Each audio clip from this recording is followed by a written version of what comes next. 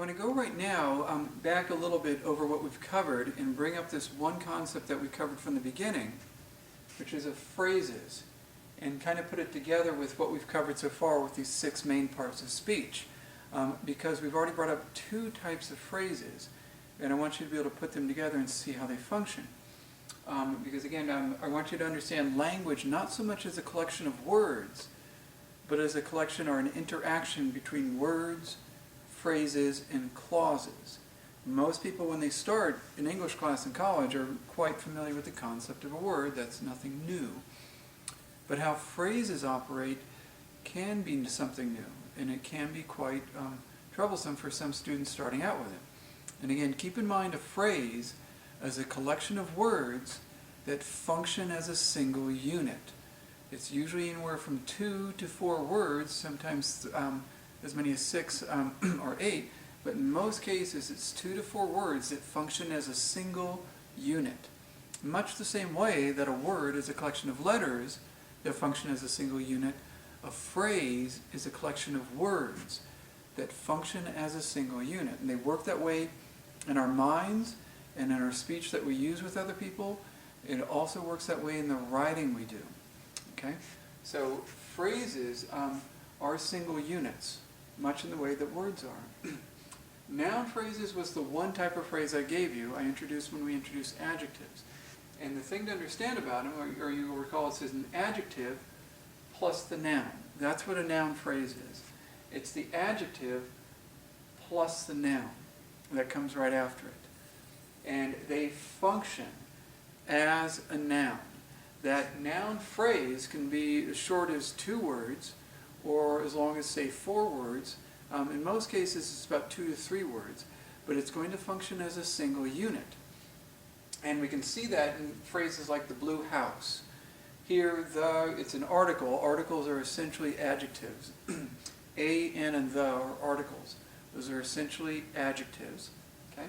The blue house, this functions as one unit. When we think about the blue house in our head, we don't think the blue house. We actually think of it as one unit together. In the same way, we don't think of house as H-O-U-S-E. We actually clump it together as a house. We're doing that at the next level, though, also. The blue house is a noun phrase. It's a noun phrase, and we put it together as a single unit. The blue house functions together. Okay? So the simplest type of phrase in the English language is the noun phrase. And it's the adjective plus the noun that follows right after it. Important thing to keep in mind, adjectives must be linked up with nouns. And in most cases, they're going to come right before their noun. There is an exception to that. We'll get to that later on. But for now, think of adjectives as coming right in front of a noun, so you're almost always going to create a noun phrase with any adjective you use. A noun does not need an adjective, but an adjective does need a noun. And in most cases, that noun is going to follow right after it. Okay? The other one is the funny monkey. Funny is describing monkey. Again, A, N, and the are articles. This funny is describing monkey. Monkey is the noun that is going to function as a single unit. We don't think of funny as distinct from the monkey. We think of them as one unit in our mind. We use them as one unit in our speech and also in our writing. So the simplest type of phrase for your writing to keep in mind is the noun phrase. When you are describing things in more detail, what you want to do, or when you go back in your second and third drafts of your writing, oftentimes you can look to your nouns and see if they need adjectives. It's one way to develop it. It's not the most effective way, but it is one way that you can develop your writing, is by modifying your nouns and creating noun phrases, such as the blue house, where a house used to exist.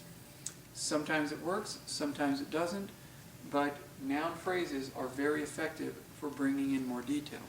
I will warn you, however, they can be overdone stylistically. Stylistically, they can get a little bit heavy if they're done too often. So just be aware. It's something to do in your writing in the second and third draft stages, is trying to define your nouns or describe your nouns in more detail by adding adjectives to them and creating noun phrases.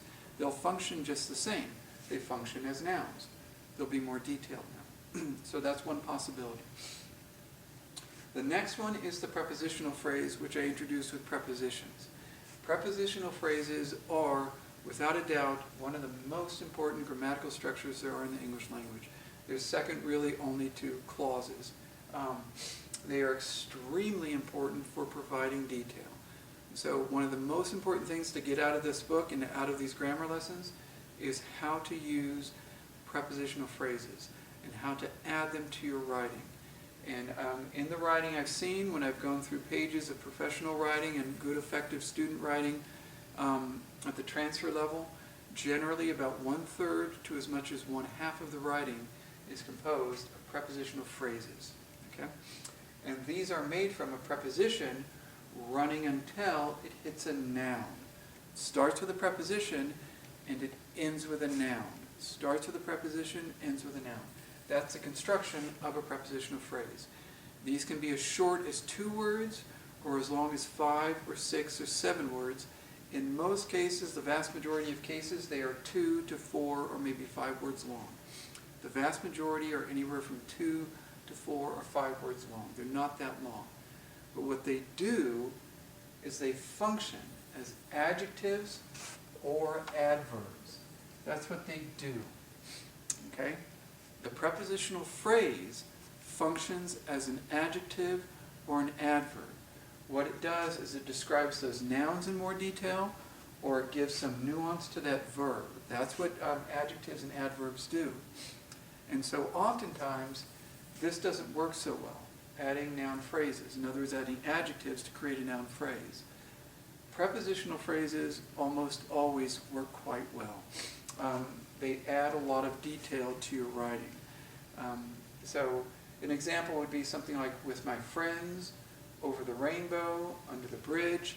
You can create these all day long, and you can flesh out your ideas and provide more detail, not by looking for fancy words, but by adding prepositional phrases where and when you think they work. Where and when you think they work. I won't say that they work all the time, because they don't. Oftentimes they are misused or excessively used, and you certainly want to avoid that. And that's a style decision. You have to decide when you need them and when you don't need them. But oftentimes, if you're a student who writes with sentences that just are too short, too brief, not enough detail, and you need to flesh out your ideas, the best place to go is prepositional phrases. It is the easiest way to develop your writing and to provide more detail to the nouns and verbs that are absolutely essential there. So to create more detail, more nuance, and more sophistication for your writing, which is what college-educated people do in their writing, the prepositional phrase is absolutely essential to doing this. Okay? So know these types of phrases for now, the noun phrase and the prepositional phrase, and keep in mind that noun phrases function as nouns. They essentially are a single unit. Prepositional phrases are going to function as adjectives or adverbs. That's what they're going to do. And when you keep this in mind, you're going to start expanding your notion of how language works. It's not just about the words. It's about the words, the phrases, and what we're eventually going to get to are the clauses. This starts you off on phrases. We're going to come to a few more types of phrases later on, but these two will get you going in the right direction. Okay? Take care.